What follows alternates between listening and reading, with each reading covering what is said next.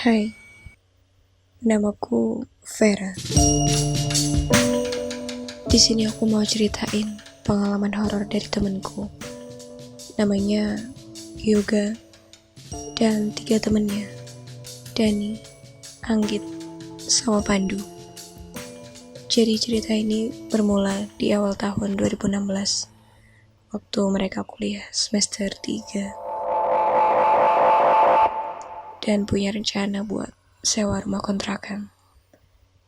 Tapi ternyata rumah itu berhantu.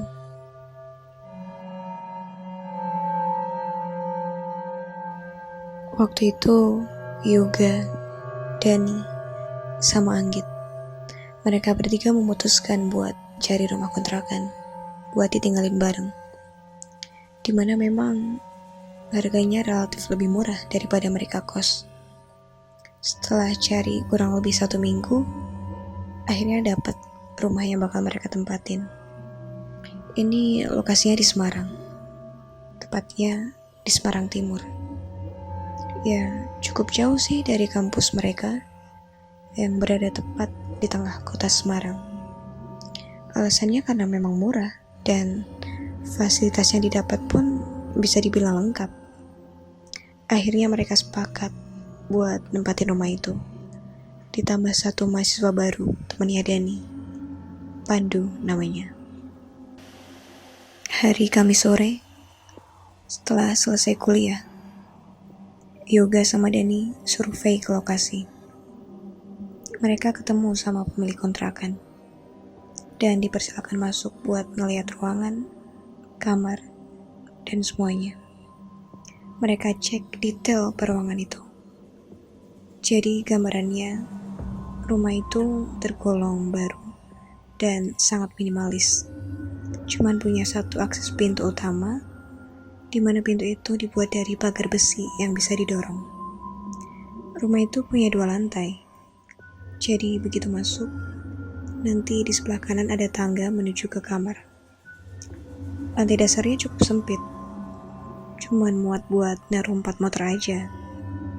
Dan rumah itu punya 3 kamar tidur, 1 kamar mandi, dan 1 dapur. Jadi begitu masuk, nanti ada tangga utama menuju ke lantai 2. Dan itu tepat di sebelah dapur. Lantai 2-nya cukup luas, bisa dibilang ini ruang keluarga. Ada 1 kamar mandi yang di atasnya ada tendon air, ruang keluarga, dan 2 kamar tidur, yang salah satunya punya akses tangga menuju pintu utama. Akhirnya setelah negosiasi cukup panjang, mereka menemukan titik temu dan sepakat buat nempatin rumah itu selama 1 tahun. Sebelum mereka pulang, pemilik kontrakan itu minta izin buat pakai salah 1 kamar di dekat kamar mandi. Kamar itu cukup luas, katanya buat nyimpan barang-barang lama dari pemilik kontrakan itu. Dan mereka setuju aja dengan hal itu. Suatu hari setelah selesai Idul Adha, Yoga pun balik ke kota Semarang. Maghrib dia udah sampai di kontrakannya. Nggak ada siapa-siapa, cuman dia sendirian. Oh iya, kamar Yoga ada di lantai 2, dimana kamar itu adalah kamar yang punya akses tangga ke pintu utama. Dia pun segera beres-beres dari barang bawaannya. 30 menit kemudian, ada suara motor masuk. Dia lihat ke bawah, ternyata itu adalah Pandu, teman barunya. Mereka pun saling menyapa satu sama lain.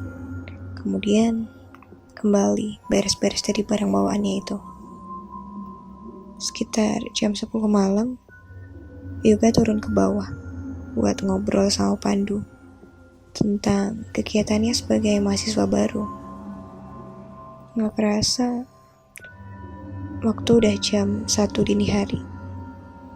Pandu pun tidur ke kamarnya.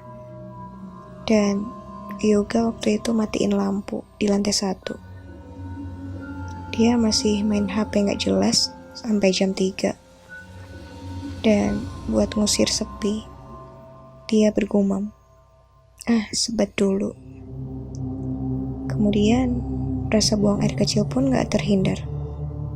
Dia ke kamar mandi. Tiba-tiba dia dengar ketukan cukup keras di lantai 2. Ketukannya seperti tok, tok, tok. Dia pikir mungkin itu tikus atau angin. Lama-kelamaan, suara itu terdengar semakin jelas. Dan sumber bunyi itu ada di kamar mandi ini, yaitu di kamar mandi lantai 2. Dia pun panik, takut terjadi sesuatu. Dia lari ke lantai 2. Pas lewat tangga, ketukan itu malah makin keras dan kencang, mengikuti detak jantung yang panik waktu itu. Setelah sampai di lantai 2, dia berteriak, "Woi!" Dan suara menjadi hening. Dia cek satu persatu termasuk kamar mandi itu. Hasilnya pun nihil. Beberapa hari kemudian, kontrakan itu udah mulai rame karena ada Anggit sama Dani. Pas hari Jumat, Anggit memutuskan buat pulang ke rumah. Jadi cuma ada Yoga, Dani, sama Pandu. Dan mereka kedatangan tamu, teman SMA Yoga, Wildan namanya. Wildan memutuskan buat nginep di kontrakan mereka. Dan malam itu mereka habiskan buat main PES 2017 sampai jam 1 dini hari. Dan akhirnya Wildan memutuskan buat tidur di kamar Yoga. Yoga pun ikut ke kamar, bukan buat tidur, tapi buat ngerjain tugas.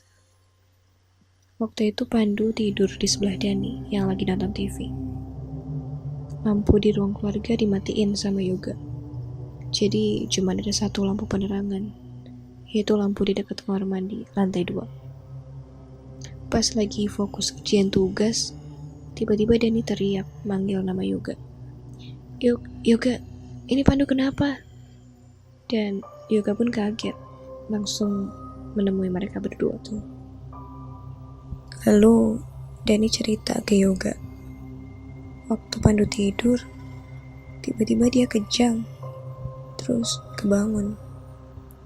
Yoga pun lihat Pandu dengan posisi tidur yang terlentang, mata sama mukanya merah, tapi tubuhnya lemas, gak bisa ngomong. Setelah beberapa menit nenangin Pandu, akhirnya Pandu pun cerita dengan suara terbata-bata. Katanya dia lihat semuanya ada di sini. Dia cerita ada nenek-nenek renta yang menemui mereka di ruangan yang sama. Dan dia nyuruh mereka buat tutup mata. Tapi setelah buka mata, ternyata cuma ada Pandu sendirian di ruangan itu. Dan sekitarnya jadi gelap. Dia lihat banyak sosok makhluk halus di ruangan itu, seperti bayangan hitam yang muncul. Lalu ada beberapa anak kecil yang sedang menggerayangi tubuh Pandu. Akhirnya dia pun takut dan kejang-kejang, lalu kebangun. Kemudian setelah tenang, Pandu kembali buat lanjutin tidurnya. Setelah kejadian Pandu itu, mereka udah gak pernah lagi ngomongin hal itu. Yoga mikir, ya mungkin gak bakal lagi ada kejadian mistis di rumah itu. Dia mencoba positive thinking aja, tapi ternyata dia salah. Malah sekarang giliran dia yang ngalamin hal paling mengerikan yang pernah dia alamin di hidupnya tuh. Waktu itu suatu malam, Yoga kebangun dari tidurnya sekitar jam 2:30 pagi. Pintu kamarnya masih kebuka, jadi dia masih lihat Dani tidur di ruang keluarga. Seperti biasa, setiap mereka tidur, cuma ada satu lampu penerangan aja. Itu lampu di dekat kamar mandi lantai 2. Keadaan itu dia sadar. Bahkan dia masih sempat buka HP buat lihat status BBM di zaman itu. Nggak berselang lama, tiba-tiba tubuhnya dia kaku. HP yang dia pegang pun jatuh ke dada. Hawa dingin pun mulai menusuk dan menyelimuti tubuhnya. Dengan mata yang jelas, dia lihat bayangan hitam dari atas kamar mandi. Lebih tepatnya, di taran air itu turun. turun, turun, dan terus mendekat. Dan lebih dekat hingga akhirnya dia berhenti di depan pintu kamar Yoga. Lampu penerangan pun jadi terhalang sama bayangan itu. Dengan mata yang jelas, dia melihat bayangan itu. Wanita dengan rambut kusut panjang, tapi gak begitu jelas wajahnya. Waktu itu, Yoga cuma bisa pasrah sama keadaan. Anehnya mata dia gak bisa kedip sedetik pun. Hingga dia terus ngamati bayangan hitam itu ada di sebelah kirinya dia. Mata mereka pun bertatapan. Dan Yoga cuma bisa nelen ludah, takut, bingung, gak tahu mau ngapain.